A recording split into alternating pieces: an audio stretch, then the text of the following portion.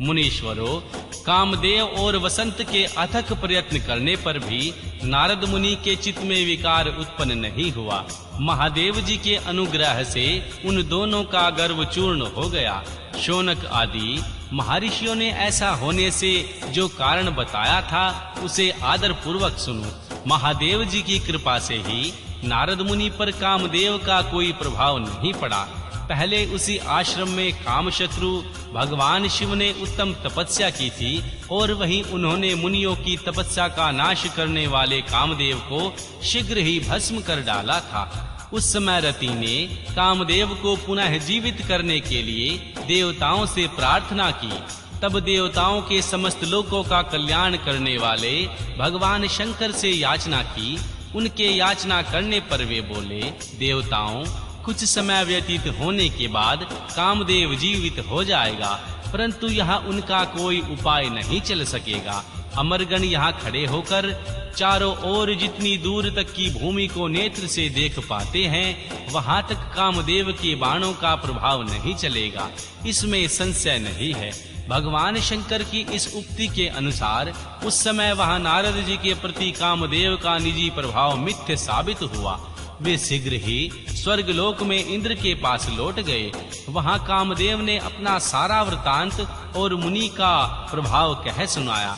तत्पश्चात इंद्र की आज्ञा से वे वसंत के साथ अपने स्थान को वापस लौट गए। उस समय देवराज इंद्र को बड़ा विस्मय हुआ। उन्होंने नारद की भूरी भूरी प्रशंसा की, परंतु शिव की माया से मोहित होने के कारण उस पूर्व वृतांत को स्मरण न कर सके। वास्तव में इस संसार के भीतर सभी प्राणियों के लिए भगवान शंभु की माया को जानना अत्यंत कठिन है।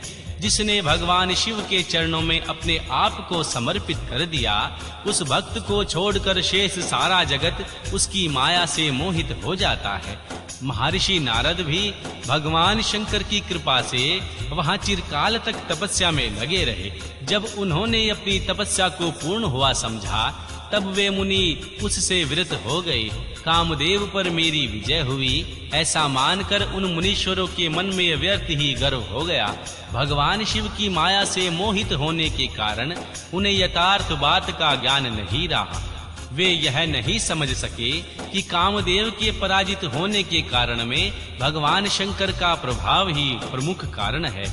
उस माया से अत्यंत मोहित हो मुनि शिरोमणि नारद जी अपना काम विजय संबंधी वृतांत बताने के लिए तुरंत ही कैलाश पर्वत पर गए।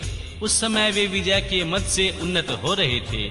वहां रुद्रदेव को नमस्कार करके गर्व से भरे हुए मुनि ने अपने आप को महात्मा मानकर अपने ही प्रभाव से कामदेव पर अपनी विजय हुई समझकर उनसे सारा वृतांत कह सुनाया।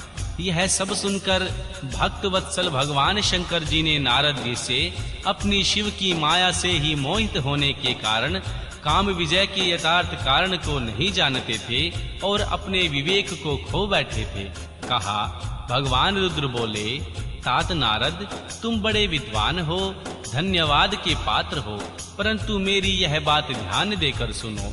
अब से फिर कभी ऐसी बात कहीं भी न कहना। विशेषतः है भगवान विष्णु के सामने इसकी चर्चा कदापि न करना। तुमने मुझसे जो अपना वृतांत बताया है, उसे पूछने पर भी दूसरों के सामने मत कहना। यह सिद्धि संबंधी वृतांत सर्वथा गुप्त रखने योग्य है। इसे कभी किसी पर प्रकट नहीं करना चाहिए।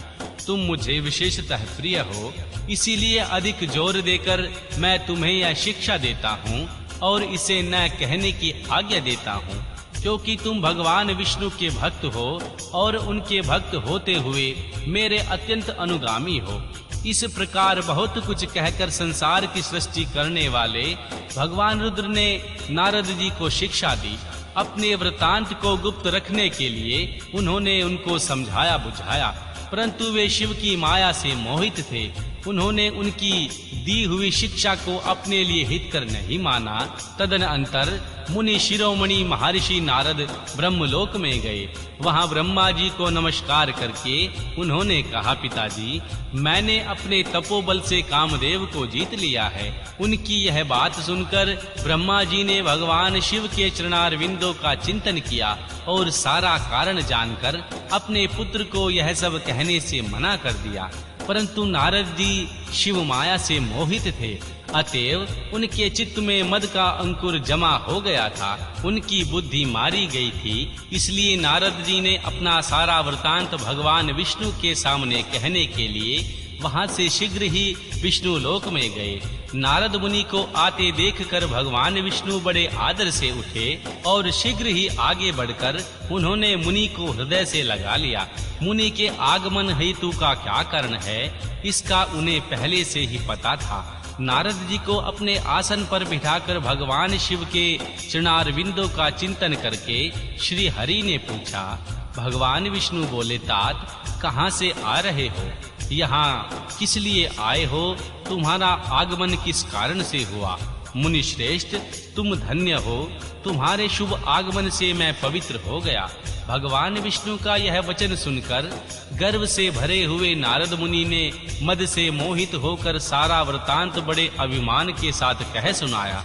नारद मुनि का वह अहंकार युक्त वचन सुनकर मन ही मन भगवान विष्णु ने उनकी काम विजय के यथार्थ कारण को पूर्ण रूप से जान लिया।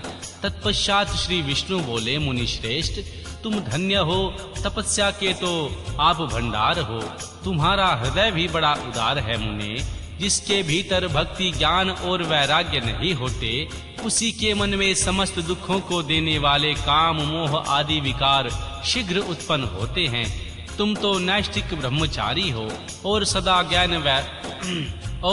ज्ञान वैराग्य से युक्त रहते हो, फिर तुम में काम विकार कैसे आ सकता है? तुम तो जन्म से ही निर्विकार तथा शुद्ध बुद्धि वाले हो। श्री हरि की कही हुई ऐसी बहुत सी बातें सुनकर मुनि शिरोमणि नारद जोर जोर से हंसने लगे और मन ही मन भगवान को प्रणाम करके इस प्रकार बोले। नारद जी ने कहा, स्वामी, जब मुझ पर आपकी कृपा है तब बेचारा कामदेव अपना क्या प्रभाव दिखा सकता है? ऐसा कहकर भगवान के चरणों में मस्तक झुकाकर इच्छानुसार विचार करने वाले नारद मुनि वहां से चल दिए। अध्याय 1 व 2। माया निर्मित नगर में शील निधि की कन्या पर मोहित हुए महर्षि नारद जी का भगवान विष्णु से उनका रूप मांगना, भगवान का अपने रूप के साथ उन्हें वानर का सा मुंह देना, कन्या का भगवान को वरण करना और कुपित हुए नारद का शिव गणों को शाप देना।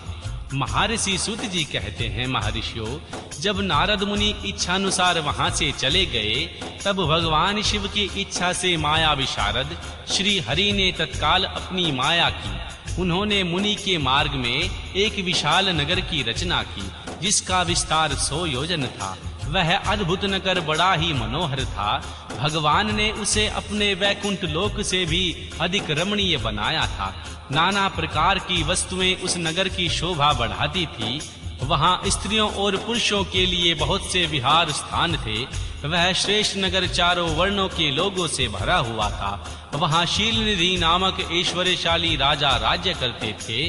वे अपनी पुत्री का स्वयंवर करने के लिए उद्धत थे, अतः उन्होंने महान उत्सव का आयोजन किया था।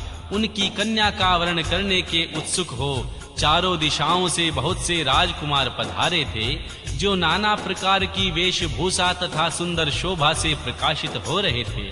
उन राजकुमारों से वह नगर भरा पूरा दिखाई देता था। ऐसा सुंदर राजनगर को देख नारद जी बड़े मोहित हो गए। वे राजा शीलनिधि के द्वार पर गए। मुनि शिरोमणि नारद को आया देख महाराज शीलनिधि ने श्रेष्ठ रत्नमय सिंहासन पर बिठाकर उनका पूजन किया। तत्पश्चात अपनी सुंदरी कन्या को, जिसका नाम श्रीमती था, बुलवाया और उससे नारद जी के चरणों में प्रणाम करवाया।